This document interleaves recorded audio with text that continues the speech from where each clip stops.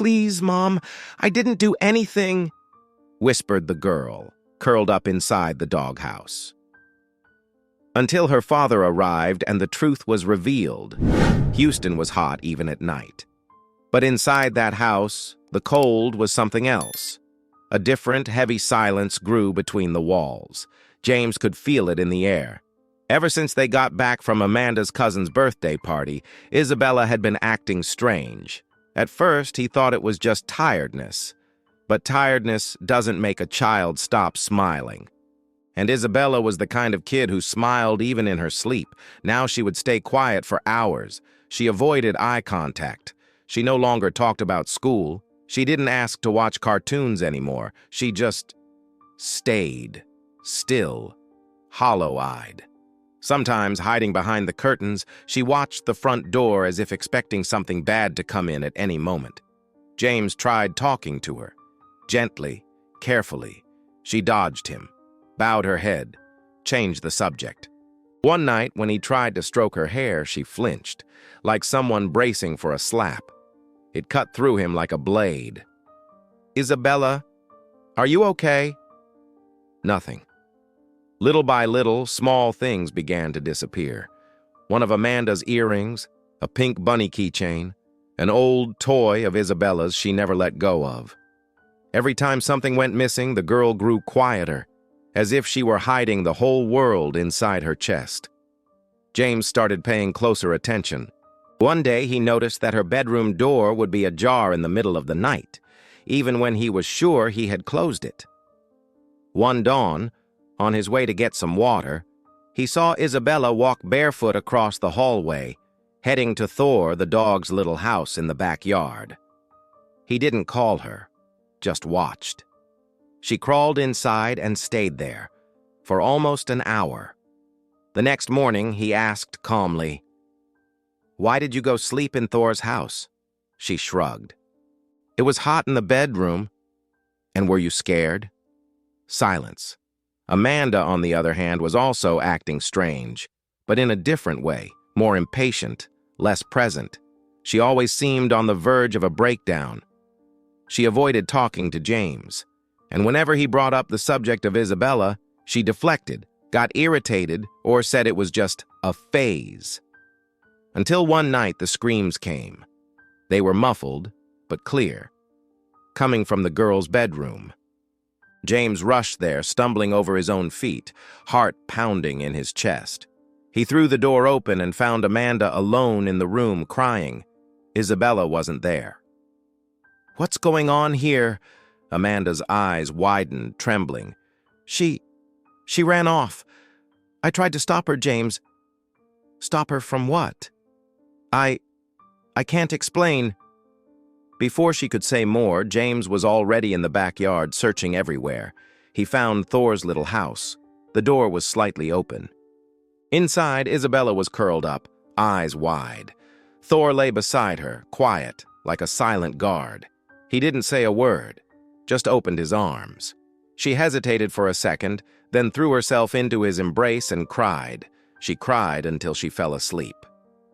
That same night, James set up a hidden camera in the living room lamp, another in the hallway, and a third one, discreet, near Isabella's bedroom. The angles were limited, but enough to help him figure out what was happening in that house. He didn't know what to look for, but he knew what he felt. A fear without a name, the pain of not knowing how to protect his daughter. In the following days, James went over each recording on his phone after everyone had gone to sleep. Nothing unusual. Long silences, mute dinners, avoided glances, Isabella clinging more and more to Thor, Amanda increasingly unstable. His heart grew heavier.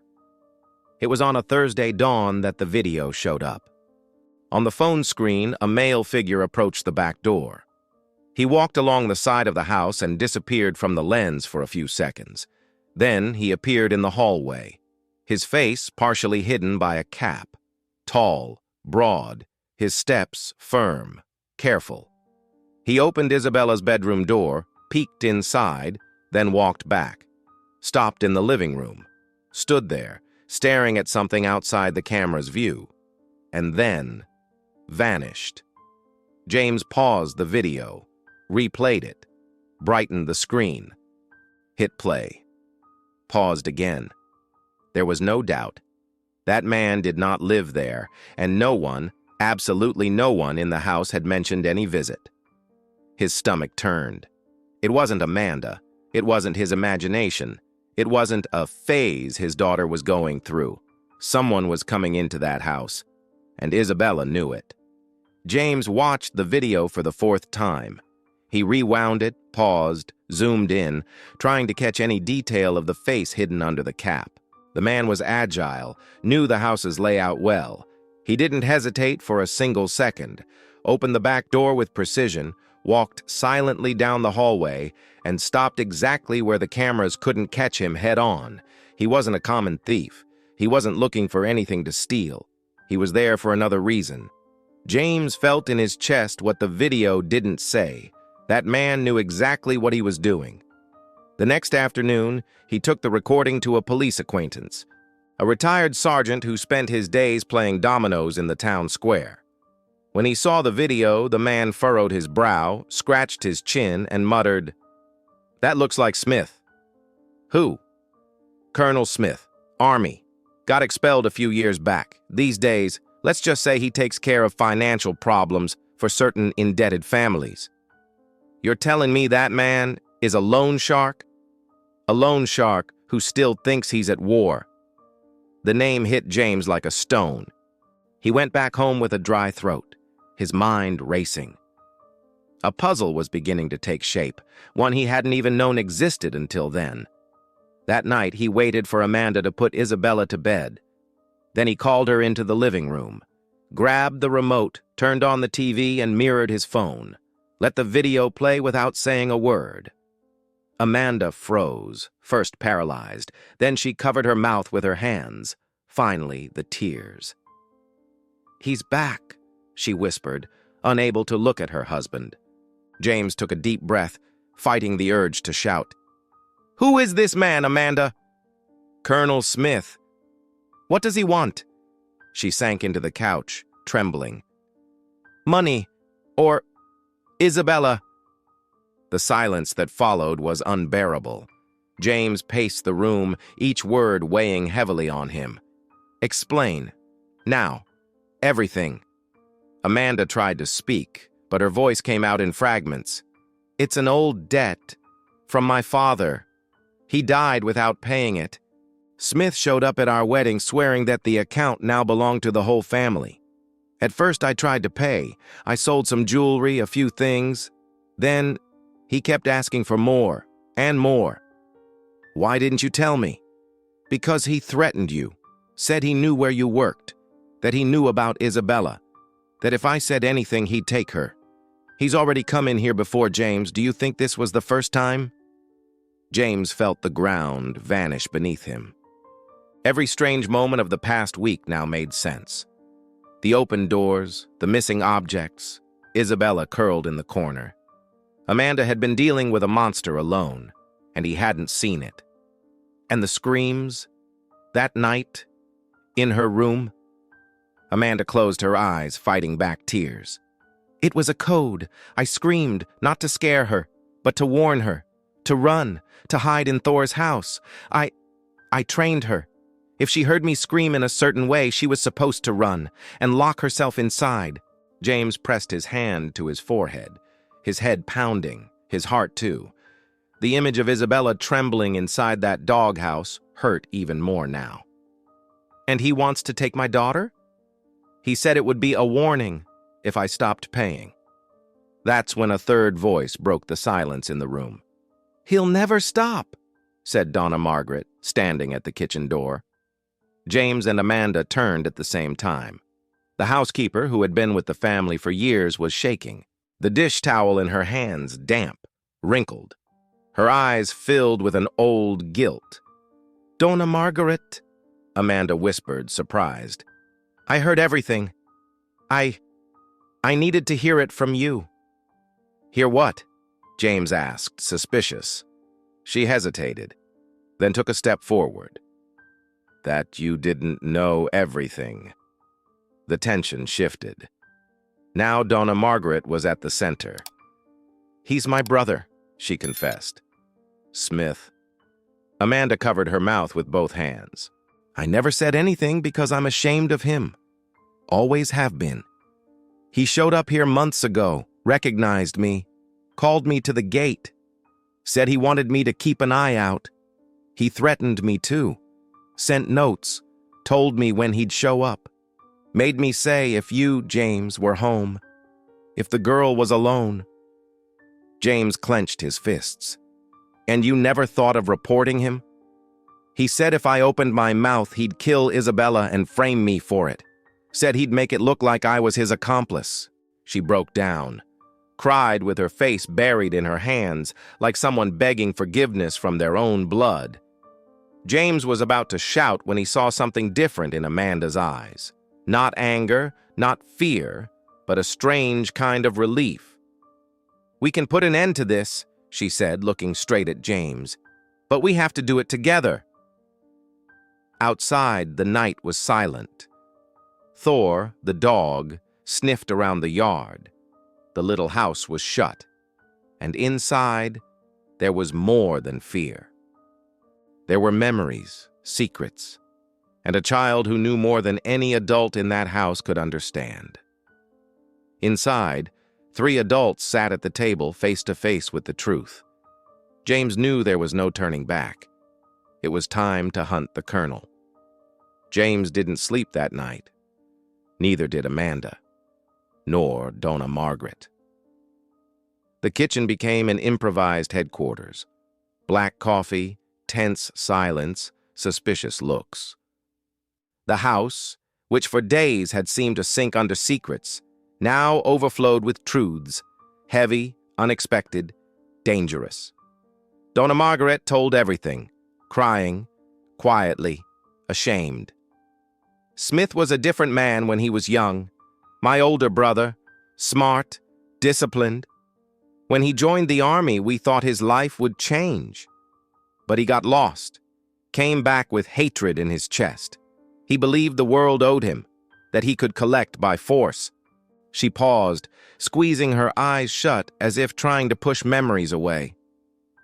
When Amanda's father died, he was already saying the debt was inherited, that the daughter had to pay.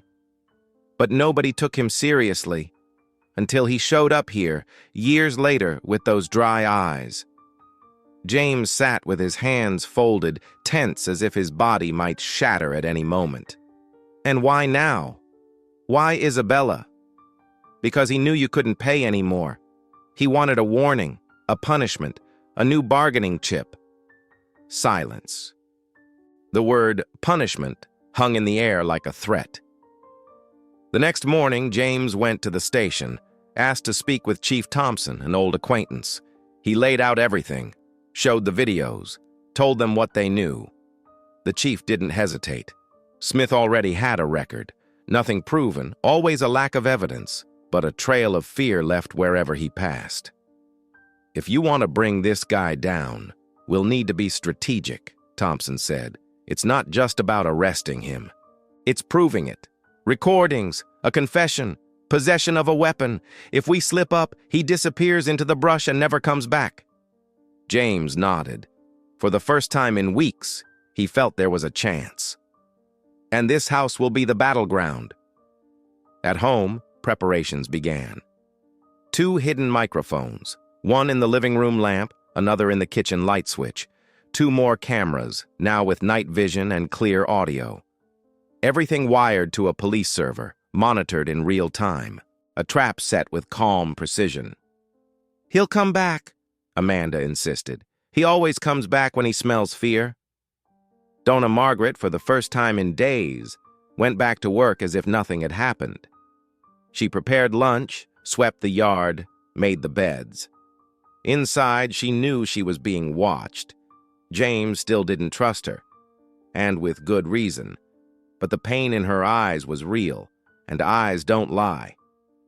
While the adults prepared to face a man, Isabella fought her own monsters in silence.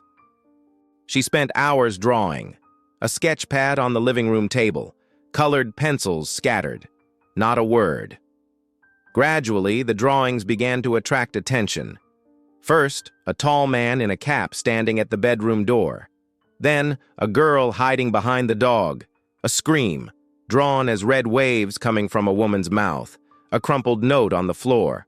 A knife on top of the refrigerator. James watched them with watery eyes. They were his daughter's silent testimony. Each scene, a memory. Each stroke, a report. He took the drawings to the chief. The police team analyzed them carefully. There were details only someone who had lived it could reproduce. "She's our witness," Thompson said. "Even if she doesn't speak, she's telling us everything." That night, Smith called Amanda. The phone rang 3 times. She answered with trembling hands. "If I come by tomorrow, I want the money. No talking, no excuses." She drew a steady breath, as rehearsed with the chief. "All right, tomorrow. But I don't have it all." Silence on the other end. "You'll give me what you can, or I'll take what I need." The call ended. James heard it all. He stood in the living room. Margaret lingered behind the kitchen counter, pretending to chop vegetables. His presence hovered over the house like a storm cloud. "He's coming," Amanda said. "Then we wait," James replied. At dawn, Isabella woke to a noise at the window. She didn't scream. She didn't run. She got up, grabbed her sketch pad, and went to Thor's little house. She lay down inside, as always. Thor, trained, lay beside her. He didn't bark. Donna Margaret saw the movement through the kitchen window. She said nothing. She only grabbed a dish towel, walked into the living room, and gave a slight nod. James rose from the sofa. The plan was in motion. Smith was about to fall. Morning came slowly, dragged out as if time itself knew what was about to happen. The house was silent, but the air pulsed. Donna Margaret served coffee without spilling a drop.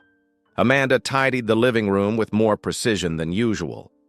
James checked the cameras one last time, as if his life depended on it. And in a way, it did. Outside, a car parked 2 blocks away sheltered 2 civil police agents. Headphones, laptop, radio. Chief Thompson wasn't there, but he commanded everything remotely. The operation was simple. Capture, record, and arrest in the act. No words off script. No hesitation. Isabella was already hidden. Thor's little house, pillows inside, a flashlight, paper and pencils. Thor lying beside her, alert and silent, as trained. At 10:22 a.m., the gate creaked. James saw the man's silhouette through the living room window. Same posture as always, tense, arrogant, as if the world owed him respect. Colonel Smith wore the same brown jacket, dark cap, and a smile that never reached his eyes. Amanda opened the door. Let him in, without a word. "Where is it?" he asked, blunt. "The money's right here," she replied, pointing to a folder on the table. Smith walked over calmly, opened the folder. Only blank papers. "Testing me, Amanda? You already took everything I had. The rest, you'll have to kill me to get." He smiled. But it wasn't humor. It was hunger. Killing doesn't work. Fear does. Fear makes it last. James stepped into the room then, as planned. Smith turned to him, not surprised but alert. "James, the man of the house at last." "This house belongs to my daughter," he said firmly. "And after today, you'll never set foot here again." Smith laughed, turning slowly like a predator. "You're just like her father, full of morals, full of strength, and stupid." James took a step closer. "Her father disappeared. They never found a body, never a clue. You know why?" The question dropped like a stone in the middle of the room. Smith hesitated. For a second, his eyes shifted. Then he recomposed himself. "I don't kill people. I collect debts. Her father killed himself. Threw himself in the river with his hands tied and his pockets full of rocks." "Is that what you heard?" James stared silently. Or do you want me to tell you what he begged me before he died? By then, the police were capturing everything. Voice, face, threats. The hidden cameras streamed live. The chief confirmed over the radio, "We've got enough. Wait for him to leave the house." Amanda stayed near the kitchen, steady as stone. Donna Margaret watched from the back door, pale, sweaty hands. Isabella, quiet in Thor's house, was drawing something new, Smith's cap with a red cross over it. Smith ran his fingers over the folder of blank papers. Disdain. "This is a joke. You want to play, James? You'll lose, because I have nothing to lose. And you..." He looked around. "You're alone." He stepped toward the door. James and Amanda exchanged a look. The signal was clear. Time to let him go. Smith opened the door and crossed the threshold. 2 steps outside. 4 agents emerged from the sides, one already holding handcuffs. "Colonel Smith! Civil police! Hands on your head!" He tried to run, had no time. Within seconds, he was pinned down, knees on the ground, arms twisted behind his back. "This is a setup!" he shouted. "You think you've won?" James stepped onto the porch, watched in silence. Amanda beside him, motionless. Donna Margaret, behind the curtain. Smith turned with difficulty, eyes burning. "You thought this was everything? Thought it was just about money?" He spat on the ground, almost laughing. "Her father died begging forgiveness," he yelled. "But it wasn't for her. You know nothing. The truth hasn't come out yet." He was dragged to the car. Inside the doghouse, Thor raised his head. Isabella hugged him tight, eyes still fixed on the door where Smith had disappeared. Later, at the station, the agents confirmed. Recorded confession, explicit threats, unlawful entry, attempted extortion. Preventive detention issued, cell phones seized, records under analysis. The case would grow in the coming days, but Smith's final words hammered in everyone's head. The truth hasn't come out yet. What else was behind it? Who else was involved? And what did Amanda's father have to do with it? In the car, James drove in silence. Amanda sat beside him, Isabella in the back seat, asleep, sketchpad on her lap. One page showed something new, a man sinking in a river. In the background, 2 eyes watching from the shore. James swallowed hard. The trap had worked, but the end was still far away. The cell was small, but nothing there seemed capable of containing Colonel Smith. On the first day, he stayed quiet. On the second, he laughed. On the third, he started to talk, and every word was a brick, tearing down what James's family believed they knew about the past. During the 4th interrogation, Smith broke the silence with the calm of someone who stores stories like weapons. "I'm not sorry," he said, "just tired." Chief Thompson didn't blink. He recorded everything, every comma, every glance. "You're going to rot in prison, Smith. You can make it easier, or drown for good." For the first time, Smith smiled without mockery. "You don't just want to know about me. You want to know about the rest, about what came before." The chief signaled for him to continue. Smith looked straight at the camera. "Amanda's father didn't just owe me money. He owed because of what he did. He was part of it. The network, the deliveries, everything clean, in quotes, until he wanted out. And then he had to disappear." "Did you kill him?" "Me?" He laughed. "I didn't need to. Just gave a push. Guilt did the rest." Pause. "But it wasn't just me. There were others, businessmen, politicians, big names. I just collected, never touched the kids, but I knew everything. And that made me worth more." The air in the room seemed to grow heavier. "Child trafficking?" "Yeah. Sounds pretty in a movie, doesn't it? But it was here. Houston. The countryside. No one suspects those who pretend to care." The sentence hung like dust. The chief simply noted the exact time. The next day, police opened 2 storage units with documents seized from Smith's house: folders, tapes, copies of records. Among them, old journals with notes about shipments, payments, deliveries. Amanda's father's name appeared 3 times. In one entry, with an asterisk and the phrase, "Trying to leave, danger." James read the papers in silence, hands trembling, Amanda beside him. The 2 sat in the station like spectators of an invisible trial. "Wasn't just a victim," Amanda murmured. "He was part of it?" "But he tried to stop," James said. "And he died for it." No one spoke for a while. News spread quickly. The press arrived.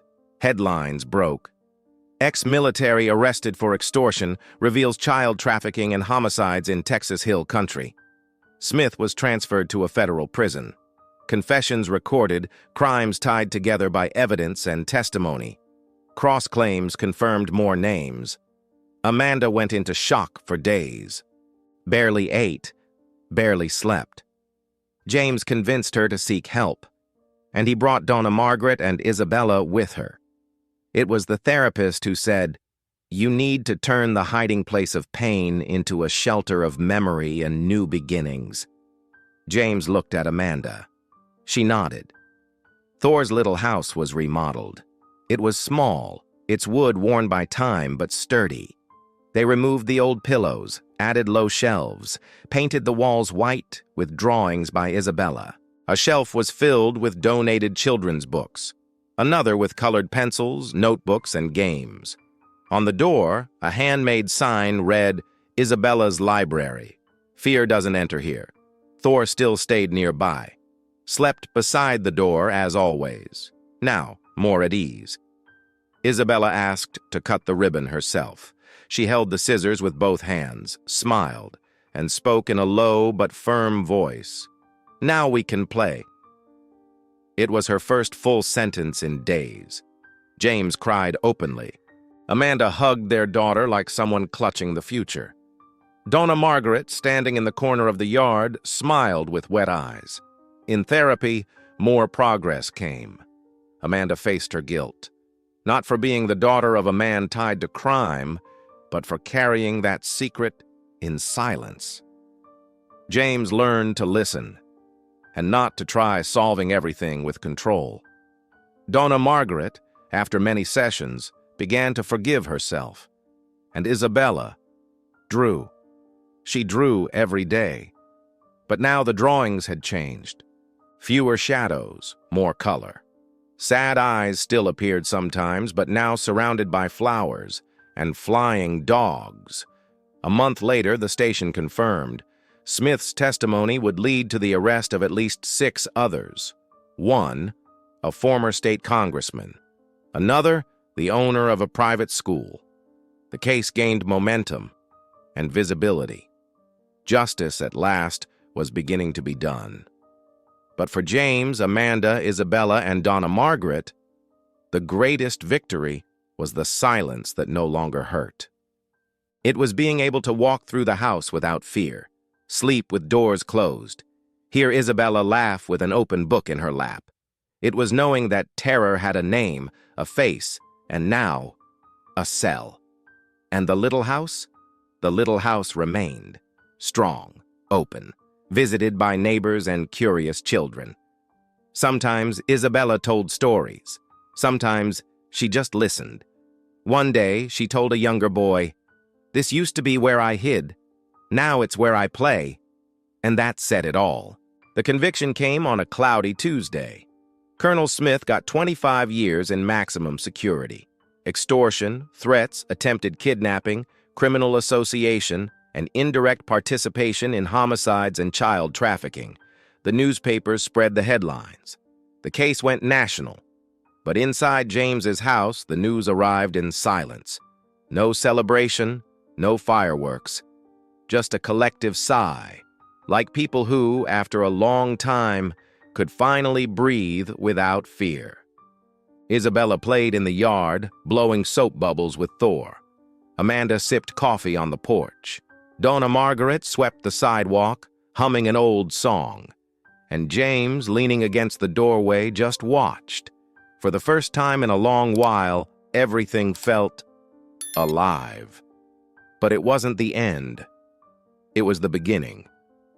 Days after the sentence, they all sat at the kitchen table, James, Amanda, Donna Margaret, and even Isabella, with a cup of juice and a half-bitten cookie in her hand. "We can't keep this all to ourselves," Amanda said. "There are other families going through the same. Children, like Isabella. Parents who don't know they're being threatened. People too afraid to speak." "And what can we do?" James asked. Amanda looked at their daughter. She was scribbling something on a napkin with a red marker. "We've already started the little house." James frowned. "The library?" "More than that," Amanda said. "A refuge, a place where children can go, where they know they're not alone, where we can listen and welcome them." Donna Margaret put the dish towel on the table. "I can help, not just cleaning. I want to be part of it. Teach, tell stories. What I saw, what I learned," she said, eyes teary. "I don't want to leave this house without leaving something good behind." James nodded. The hurt was still there, but gratitude was starting to walk beside it. The project was born without a name, but with a purpose. They began by welcoming neighborhood kids on Saturdays. Thor's little house got a new awning, more books, colorful mats, and a shelf just for comic books. A volunteer painter created a mural on the side, Isabella and Thor side by side, holding a lit lantern. Amanda organized reading circles and listening workshops. James handled structure and safety. Donna Margaret became the official storyteller, but it was Isabella who made everything work. She chose books carefully, helped younger children find colors in drawings, laughed out loud when someone read wrong on purpose. The girl who once hid from life was now a beacon for others. In the second month, donations arrived. Someone from City Hall showed up. An NGO offered support. And the house, once surrounded by tension, became a community gathering place. But the most striking thing was the simplicity. No million-dollar structures, no grand speeches. The strength came from example. "This is a place to listen," Amanda told parents bringing their children. "Not to judge, not to fix everything at once, but to begin." One afternoon, a woman arrived with 2 kids. One of them, a 7-year-old boy, barely spoke. Isabella walked over with a dinosaur book. She showed the pictures, pointed at names, mimicked voices. The boy smiled. Then he spoke. Not much, but he spoke. From the porch, James couldn't hold back tears. It was like watching his own daughter being born again, but in another child's body. That night, while putting things away, Amanda sat on the porch with Isabella in her lap. "Do you remember the little house when everything was dark?" The girl nodded. "And now?" "Now it has a lantern," she answered, pointing at the mural. Amanda kissed the top of her head. "You're our light, my daughter." Donna Margaret began writing letters to families in similar situations. Guided mothers, spoke to grandmothers, brought homemade bread to people too afraid to leave home. She became a pillar, not because of the past she carried, but because of the courage to face it. James, for his part, finally slept peacefully again. He was still in therapy, still fighting the guilt of not seeing sooner. But he was learning every day that protecting doesn't always mean preventing. Sometimes it just means staying. The final renovation of the little house was done at the end of the year. They added a glass window with a blue curtain.